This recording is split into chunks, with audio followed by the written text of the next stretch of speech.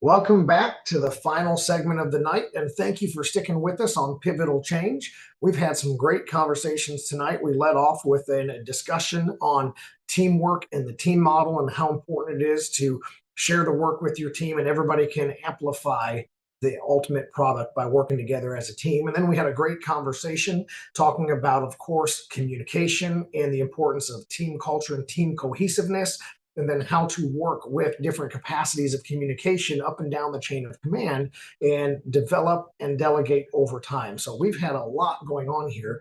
And I just want to start leading into a little bit of a conversation that I have with a lot of leaders as I go around the country and I teach. And CS Business Consulting seems to run into the same issue with a lot of people, is that they don't really perceive themselves as the type or the magnitude of leader that they are. And I think anybody that has contact with other humans has to understand that they have influence. If you're a parent, you're very well aware of this. You understand that your children are not only formally learning from you as you teach them to read and write and tie their shoes and ride a bike, but you're also teaching them your values and your culture and your faith and the very important things that are going to carry them throughout their life. But they also, there's lots of times where you discover that you're an accidental leader. You may not think those ears are hearing you from the other room as you say a certain phrase, and then they echo it the next day, and you realize, oh, that person heard me and wants to be like me and echoes and repeats my behavior. You may be in the kitchen making breakfast, not realizing that little eyes are upon you. Then the next morning you come in and see your child attempting to make breakfast just like you did.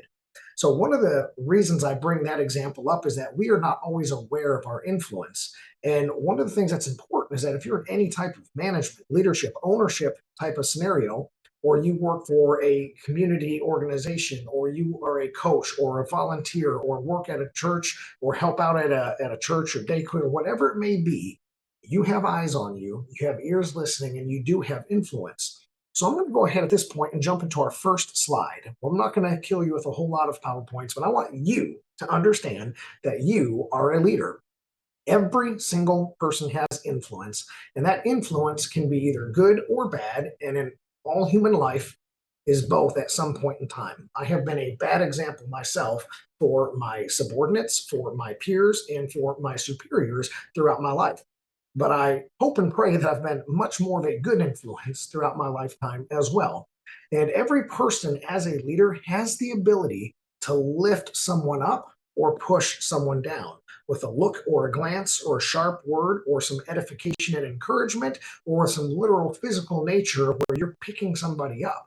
I think a lot of sports coaches or anybody that's played a sport or helped out with sport understands that a kid may wreck and fall down, whether they're running the race, whether they're trying to dig out a save in a game of volleyball, or they're on a wrestling mat.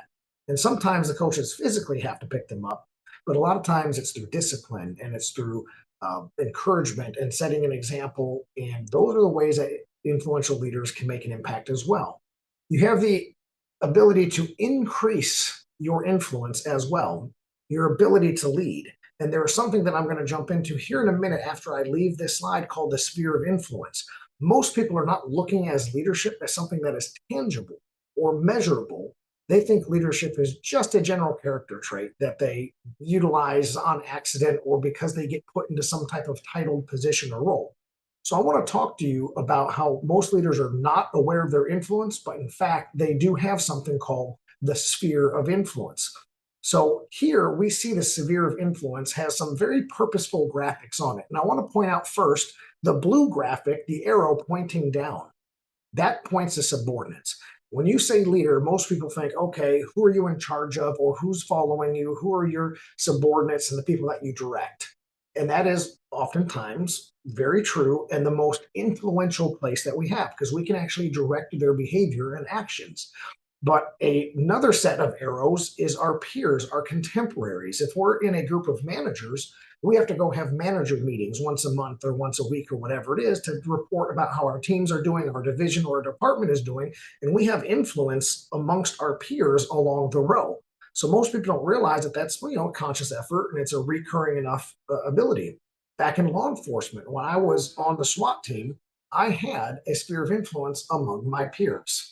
So when I was on the SWAT team, I had to sit here and look at my buddy who was equal to me and determine whether or not he and I could make this decision or move forward.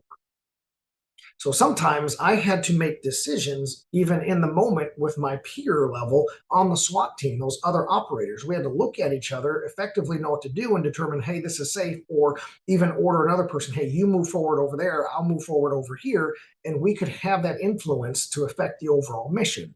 So I think if we're looking at it on this example here, we have to understand. I'm going to go back one slide real quick. And I want to have you guys understand that your peer level influence is very important as well. But then there's another one. There's the influence outside of your organization. So instead of with your subordinates, the blue arrow that's going down, or your peers, the orange arrow that goes side to side, we have the gray arrow jumping outside your organization. Let me give you a realm example from the realm of the accounting world. See, I don't think that I necessarily influence a lot of people that are not my clients, but I do. And a lot of times my clients go out in the community and they've received a piece of advice from me and they go echo that to somebody in their same industry, or they refer that person to then become my client. Or we have the ability to market or put out newsletters and information packets. And I can definitely market to people outside of my organization, my internal structure, or even my client base. So there's a sphere of influence that affects you outside. And if you're looking at that slide again, that arrow going up is the thinnest arrow because this actually happens the least often, but that is influencing up the chain of command to superiors. So that would be somebody like a sergeant going to the captain or the major, or the assistant chief of police, and going up the chain saying, hey, boss, there's need for a change. And we need to make this change. And they articulate the reasons why. And the captain was not aware of the issue, or maybe nominally aware of the issue, and agrees to then make the change down the pipeline. And you have successfully influenced somebody up the chain who is your boss. They can slap the table and make the decisions about your actions and your behavior and your life on the job. And then another one is that from the accounting realm as well, I never think that I can, who is my superior as an accountant? Well, that would be the government entities that I report taxation to. I don't work for them in any capacity. In fact, I work with my clients to help follow the rules to the best benefit of my client. But the thing is, I could potentially respond to a tax notice where the IRS or the state of Kentucky or one of these government entities says, you need to do something, you need to change something, you need to pay us more taxes. And I can then write a letter saying, hey, no, here's an example from the law, or no, here's the realistic nature, or this is an exemption because, and then the IRS or the government entity would accept that answer and be influenced from a lowly accountant or a lowly client of mine compared to the huge umbrella of the IRS. So when we look at this, clicking a little further on the slides, we realize that most of the conversations we have in our sphere of influence absolutely happen on the subordinate to the peer level. So let's just click forward just a little bit. And what we realize is that there are some percentages. If you look, 60% of your organizational communication and influence is at the peer level or below. So you can have pretty straightforward ad hoc conversations with somebody that's a peer or subordinate and influence that person in the moment without very much forethought or planning. You just go and do the work.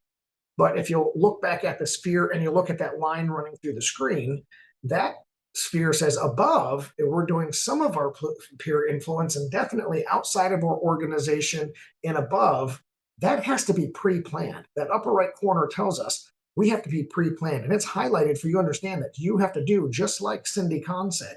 You have to know the person, know the audience. You have to get your facts right and be as much of an industry expert as you can. So you come to them with answers, and they're not just going to be asking a lot of questions. You've already answered those questions. So if you truly want to influence, like the chief of police in my former profession, I better come with a plan, a map, maybe some written reports, some evidence-based examples of what happens in the past. And then my chief is going to be like, yeah, you've done your homework, you're prepared, this totally makes sense, and he can make the decision. If you're going to do peers on certain levels, you have to pre-plan a presentation with your peers to get that moment across. So I'm going to circle back to my point before I really push into closing out the show today. But if you want to be the best teammate possible, you can move and groove in your system and develop your skill and become a more influential person. There is a tetrahedron that I use to example the mind, body, spirit, and ability or skill of a person. And if you can grow in all of those areas, well, your sphere of influence is contained inside of that. And you can grow your sphere of influence by growing yourself in your physical nature, your mental nature, your spiritual faithfulness nature, and your skill ability nature. And as you grow all of those, you have more influence. But what most people don't realize, as a leader and influence, you really should be growing yourself in all of those areas. If you overemphasize one of them, it becomes a lopsided geometric shape and tilts to one side and ultimately kind of squishes your sphere of influence. So hopefully you can grab that imagery for me as we wrap up the night. But I want to emphasize that working as a teammate, you can pre-plan conversations and be more influential. In trying to convince people up the chain of command, like you heard in conversations tonight, go out, make an agenda, set goals for the meeting, have objectives, have reports, have evidence, and influence those people.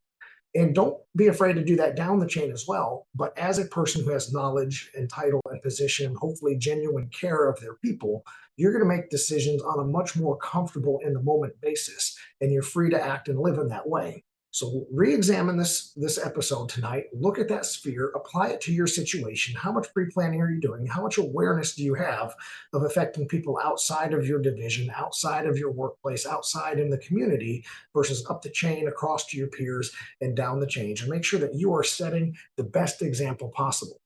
And with that, I want to leave you with this. If you're doing the examination, then I challenge you to go out there and I want you to see the change and be the change. And we'll get with you next time on the TV show Pivotal Change. This has been a Now Media Networks feature presentation. All rights reserved.